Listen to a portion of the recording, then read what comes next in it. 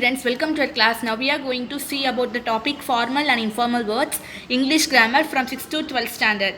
Okay, we can see the examples. Formal and informal. Formal அப்படிங்கிறது என்னதுன்னா முறையான சொல் அப்படின்னு அர்த்தம். இன்ஃபார்மல்னா முறையற்ற சொல் அப்படின்னு அர்த்தம். ஆனால் நம்ம ஃபார்மலி சரி இன்ஃபார்மலி சரி ரெண்டு வேர்ட்ஸை யூஸ் பண்ணாமல் இல்லை. ஆனால் ஃபார்மல் அப்படிங்கிறது முறையான சொல் அப்படின்னு அர்த்தம்.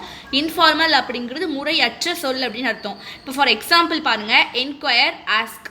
என்கொயர் அப்படின்னா ஒரு விஷயத்தை பற்றி விசாரிக்கிறது, அதே மாதிரி ஆஸ்க் அப்படின்னாலும் விசாரிக்கிறது தான். ஆனால் ஆஸ்க் அப்படிங்கிற வேர்டை விட என்கொயர் அப்படிங்கிற வேர்டு வந்து இன்னும் கொஞ்சம் அப்ராப்ரியேட்டாக இருக்கும், ஃபார்மலாக இருக்கும் அப்படிங்கிறதுக்காண்டி இந்த என்கொயர் அப்படிங்கிற வேர்டை வந்து நம்ம யூஸ் பண்ணுறோம். ஆனால் எல்லாருமே ஃபார்மல் தான் யூஸ் பண்ணுவாங்க, இன்ஃபார்மல் தான் யூஸ் பண்ணுவாங்கன்னு கிடையாது. நம்ம ரெண்டுத்தையுமே சேர்த்து கொலாப்ஸ் பண்ணி தான் யூஸ் பண்ணுறோம். Okay, we can move to next example. இப்போ நெக்ஸ்ட் எக்ஸாம்பிள் பார்த்தோம் அப்படின்னா ரெக்வெஸ்ட். அதுக்கு இன்ஃபார்மலில் ask for.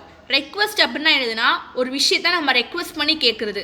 I request you to take my pen அப்படின்னு சொல்கிறது. Then I ask for take my pen, I ask you to take my pen அப்படின்னு சொல்கிறோம். So in this sentence we are using request or ask for, but the formal words is correct comparing to informal. இந்த request அப்படின்னு கேட்குறதுக்கும் ask for அப்படின்னு கேட்குறதுக்கும் நிறைய வித்தியாசம் இருக்குது, அதை வந்து பார்த்துக்கோங்க. Next we can move to next example. Reserve book. இப்போ ரிசர்வ் அப்படிங்கிறது எப்படி சொல்லுவாங்க அப்படின்னா டிக்கெட் ரிசர்வ் பண்ணுறதா சொல்லுவாங்க. பஸ் டிக்கெட் அப்படி இல்லாட்டி ட்ரெயின் டிக்கெட் ரிசர்வ் பண்ணுறதா சொல்லுவாங்க. புக் அப்படின்னாலும் அப்படி தான் சொல்லுவாங்க. ஆனால் ரிசர்வ் அப்படிங்கிறத பாருங்கள், ஸ்டாண்டர்டாக இருக்கா நம்மளுக்கு ரிசர்வ் அப்படிங்கிற வேர்டை சொல்லும் போது. ஸோ ஃபார்மலுக்கும் இன்ஃபார்மலுக்கும் ஃபஸ்ட்டு வந்து டிஃப்ரென்ஷியேஷன் நம்ம வந்து பார்த்துக்கணும். ஃபார்மல் யூஸ் பண்ணால் கரெக்டாக இருக்குமா, இன்ஃபார்மல் யூஸ் பண்ணால் கரெக்டாக இருக்குமா அப்படிங்கிறத பார்த்துக்கோங்க. ரிசர்வ் அப்படிங்கிறது ஃபார்மலில், புக் அப்படிங்கிறது இன்ஃபார்மலில். இந்த ஃபார்மல் அண்ட் இன்ஃபார்மல் வேர்ட்ஸ், இந்த வேர்டுக்கு இன்ஃபார்மலில் என்ன வேர்டு இருக்குது, இன்ஃபார்மலில் உள்ள வேர்டுக்கு ஃபார்மலில் என்ன வேர்டு இருக்குங்கிறத நம்ம பார்த்துக்கணும். நெக்ஸ்ட் எக்ஸாம்பிள் பாருங்கள், verify, check.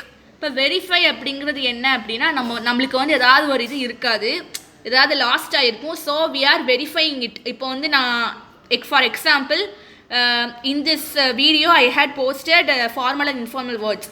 If I had posted correctly or not, I should verify for one time. So I need to verify it. So that is mean by verifying. Check also same meaning. இதில் நான் கரெக்டாக போட்டிருக்கேனா இல்லை தப்பாக போட்டிருக்கேனா அப்படிங்கிறத நான் எப்படியும் verify பண்ணி அப்படி செக் பண்ணி தான் பார்க்கணும். அப்போ தான் நான் வந்து போஸ்ட் பண்ண முடியும். That is called as verify or check. அப்போ இந்த ஃபார்மல் இன்ஃபார்மல் மீனிங்கை டிஃப்ரென்ஷியேஷனை புரிஞ்சுக்கோங்க.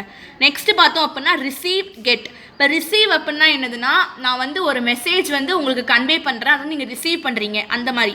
அப்புறம் ஏதாவது ஒரு திங்ஸ் வந்து நான் எங்கள் அப்பா இல்லை அம்மா நம்மளுக்கு ப்ரெசென்ட் பண்ணுவாங்க, அதை நம்ம ரிசீவ் பண்ணுறது. ஃப்ரெண்ட்ஸ் அப்படி ரிசீவ் பண்ணுறது. கெட் அப்படிங்கிறதுனால ஒன்று தான். கெட் அப்படிங்கிறது வந்து நம்மளாக ஒன்று பை பண்ணுறது, இன்னொன்று ஒருத்தவங்க கிட்டேருந்து வாங்குறது. அதுக்கும் ரிசீவ், கெட்டு ரெண்டுத்துக்குமே ஒரே மீனிங் தான் வரும். Okay, next example request, need. Request அப்படி இப்போ ரெண்டு இதில் ரெக்வெஸ்ட் இருக்குது பாருங்கள். ஒரு இதில் ரெக்வெஸ்ட் அப்படிங்கிறதுக்கு ஆஸ்க் ஃபார், இது ரெக்வெஸ்ட் அப்படிங்கிறதுக்கு நீட். ரெக்வெஸ்ட் அப்படின்னா என்னதுன்னா bring me some water, I requested you to bring me some water. அப்போ எனக்கு வந்து அது தேவை, அந்த தேவையை நான் ரெக்வெஸ்ட்டாக கேட்கேன். அதே மாதிரி இன்ஃபார்மலில் பார்த்தீங்க அப்படின்னா நீடுன்னு இருக்குது. நீட் அப்படிங்கிறதுக்கு தமிழில் என்ன அப்படின்னா தேவைன்னு அர்த்தம். அப்போ என்னோடய தேவையை நான் பூர்த்தி பண்ணுறதுக்காண்டி நான் ரெக்வெஸ்ட் பண்ணி கேட்கேன் அப்படின்னு சொல்கிறது. So in formal we are using request, in informal that is used as need. Next example பாருங்க, handle, deal with. Now we are going to see next example, handle, deal with. For example, I am telling one word. If you are going to the shop for buying the glasses, for example mirror, side mirror in vehicles, in bike, car, etc. Otherwise you are buying the mirror for your home for users. In there they will place the word please handle the glasses with carefully. They will told the words as this. So handle அப்படிங்கிறதுக்கு meaning என்னது, ஒரு பொருளை பாதுகாத்து காக்க வேண்டும். அப்போ அந்த கிளாஸை வந்து நம்ம ஹேண்டில் பண்ணோம் அப்படின்னா நம்ம வந்து அதை கேர்ஃபுல்லாக ஹேண்டில் பண்ணணும், அதை வந்து பாதுகாக்கணும். அப்போனா அது வந்து ப்ரோக் ஆயிரும் அப்படின்னு சொல்கிறது. So in formal words we are using handle. In informal words deal with. Deal with அப்படின்னாலும் ஒன்று தான். நான் வந்து அதை பத்திரமா பாதுகாத்து அதை வந்து நான் டீல் பண்ணுறேன் அப்படின்னு சொல்கிறது. இப்போது ஒரு பிஸ்னஸ் ப்ராஜெக்ட் ஏதாவது பண்ணுறோம் அப்படின்னா I am dealing with this project அப்படின்னு சொல்கிறோம். ஸோ இந்த ரெண்டுத்துக்குள்ள எக்ஸாம்பிள் வந்து மீனிங் வந்து பார்த்துக்கோங்க. இப்போ நெக்ஸ்ட்டு பார்த்தோம் அப்படின்னா இன்ஃபார்ம் டெல். இன்ஃபார்ம்னாலும் ஒன்று தான், டெல்னாலும் ஒன்று தான். இன்ஃபார்ம் அப்படின்னா ஒரு விஷயத்த வந்து ஒரு நடந்திருக்கும் அதை கன்வே பண்ணுறது. இப்போது எங்கள் அப்பா வந்து ஒரு விஷயத்த என்கிட்ட சொல்கிறாங்க, அதை வந்து நான் என்னோட பிரதர் கிட்டே கன்வே பண்ணுறது. அதே மாதிரி டெல் அப்படின்னாலும் ஒன்று தான், ஒரு விஷயம் நடந்திருக்கும் அதை வந்து நான் இன்னொரு பர்சன் கிட்ட கன்வே பண்ணுறது தான் டெல்லுன்னு சொல்லுவோம். So for inform and tell the meaning R same, but inform we are using as formal words and tell we are using as informal words. We need to understand the differentiation of two words. Next we can move to next example, consume, use. What is meant by consume? Now for example in commerce we are studying about the word consume. Consume means what? Consume, use. What is the meaning of use? What things we are using by our people or other anybody else, that word is meant by use. ஒரு விஷயத்தை ஒரு பொருள் நம்ம use பண்ணுறத குறிப்பிடுறது தான் யூஸ்ன்னு அர்த்தம். அதே மாதிரி கன்சியூம் அப்படிங்கிறது என்ன அப்படின்னா ஒரு ப்ராடக்டை வந்து கன்சியூம் பண்ணுவாங்க, அதை கன்சியூம் பண்ணி அதை கன்சியூமர் கிட்ட வந்து சேரும். கன்சியூமர் அப்படிங்கிறது யாருன்னா நம்ம தான், வாடிக்கையாளர். அப்போது அந்த ப்ராடக்டை ப்ரொடியூஸ் பண்ணுறாங்க, அதை தான் நம்ம கன்சியூம்னு சொல்லுவோம். அப்போ அந்த கன்சியூம் பண்ணி அதை நம்ம யூஸ் பண்ணுறது. அப்போது ஒரு ப்ராடக்ட் ப்ரொடியூஸ் ஆனதுக்கப்புறம் நம்ம கிட்ட வந்து சேருதா, அதை தான் என்னன்னு சொல்கிறாங்கன்னா கன்சியூம்னு சொல்கிறாங்க. So for informal and formal words we are using the two words as same, but in formal we are using as consume, in informal we are using as use, but the meaning for two words also same, it will give the same meaning. We can move to next example, depart, go. Now for this I give one example. We are moving to next place. For example, we are moving to next place by train or by bus or by flight. What words it will come? Depart, arrive. Depart அப்படிங்கிறது என்ன அப்படின்னா ஒரு பிளேஸ்லேருந்து இன்னொரு பிளேஸ்க்கு move பண்ணி போகிறது. In that place we are using the word as depart. ஒரு பிளேஸ்லேருந்து இன்னொரு பிளேஸ்க்கு மூவ் பண்ணி போகிறோம். For example I am moving to Chennai from Tuticorin. டூட்டுக்குரின்லேருந்து நான் சென்னைக்கு போகிறேன். அப்போது this train is departure at 8 o'clock PM from Tuticorin to Chennai. அப்படின்னா டூட்டுக்குரியிலேருந்து ஒரு ட்ரெயின் வந்து சென்னைக்கு போகுது, இங்கேருந்து கிளம்புது அப்படின்னு சொல்கிறது. So for in informal words we are using the word as go. அப்போது இங்கேருந்து போகக்கூடிய ஒரு இதை தான் நம்ம என்ன சொல்கிறோம் அப்படின்னா டிபார்ட்டுன்னு சொல்கிறோம்.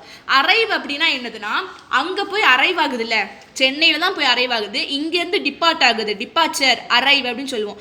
டிபார்ச்சர் டைமிங் அப்படின்னா இங்கேருந்து கிளம்புற டைமிங் சொல்கிறது. அரைவ் அப்படின்னா அங்கே எத்தனை மணிக்கு போய் சேரும். இப்போ for example the train is moving or departing from Tuticorin at 8 o'clock PM, but the train will arrive at Chennai at 7 o'clock AM at morning.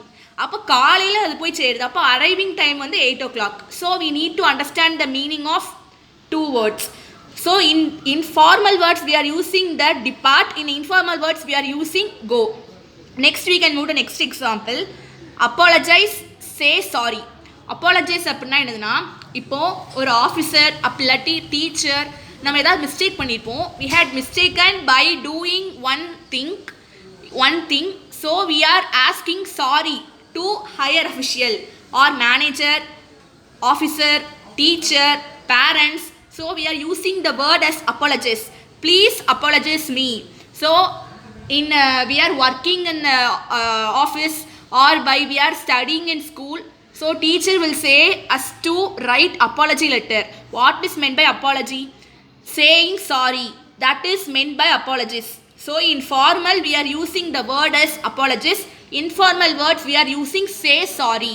So what is the meaning of apology? Saying sorry to somebody. Okay, next example, difficult, tough. In formal words we are using as difficult. In informal we are telling us tough. So difficult. What is meant by difficult? Now I can't able to write this exam because of difficulty. So difficult அப்படிங்கிறது என்ன அப்படின்னா ஒரு கஷ்டமான ஒரு செயலை mention பண்ணுறது தான் difficult. டஃப்புங்கிறதும் அப்படி தான். How did you right your exams, road your exams அப்படின்னு கேட்டோம் அப்படின்னா த எக்ஸாம் இஸ் டஃப் அப்படின்னு சொல்கிறோம். அப்போது அந்த டஃப் அப்படிங்கிறதுக்கு மீனிங் என்ன? கஷ்டமாக இருக்குது. So in this formal and informal words we are using the same words, same meaning but different words. So in formal we are using difficult, in informal words we are using tough. Next example, fearful, afraid. Fearful, afraid. For example, we are getting fear of seeing, viewing the ghost.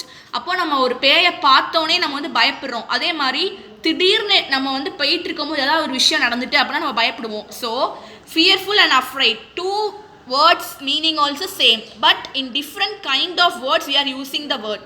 So only in formal we are using the word as fearful, in informal we are using the word as afraid. Next example, incorrect, wrong. Now we are doing one thing or we are writing the exam. After finishing the exam, how did I write my exams? We are questioning to the teacher, how did I wrote my exams? So how the teacher will answer for your question?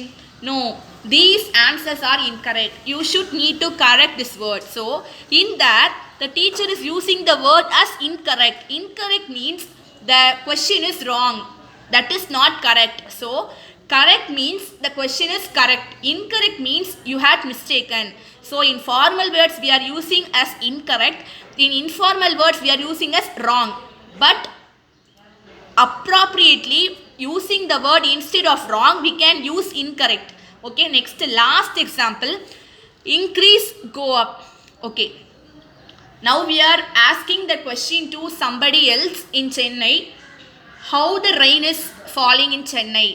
No, it is increasing day by day. அப்போ அந்த ஒவ்வொரு நாளைக்கு கூடிக்கிட்டே இருக்கு அப்படின்னு சொல்றது. So increasing. Then in informal words what we are using, the rain is going up. அப்போ கூடிக்கிட்டே இருக்கு, ரைஸ் ஆகிட்டே இருக்கு அப்படின்னு சொல்றது. Okay students, in this video we had seen about formal and informal words. How should we need to use the formal and informal words? It will gives the same meaning but it will comes in different kind of words. So we need to understood that. Then you no need to memory this, just you see the glance on it and you can refer it and you can solve it in your note. Okay students, I think if you had understood this video, thank you for watching. We can see this continuity video in next video. Thank you for watching.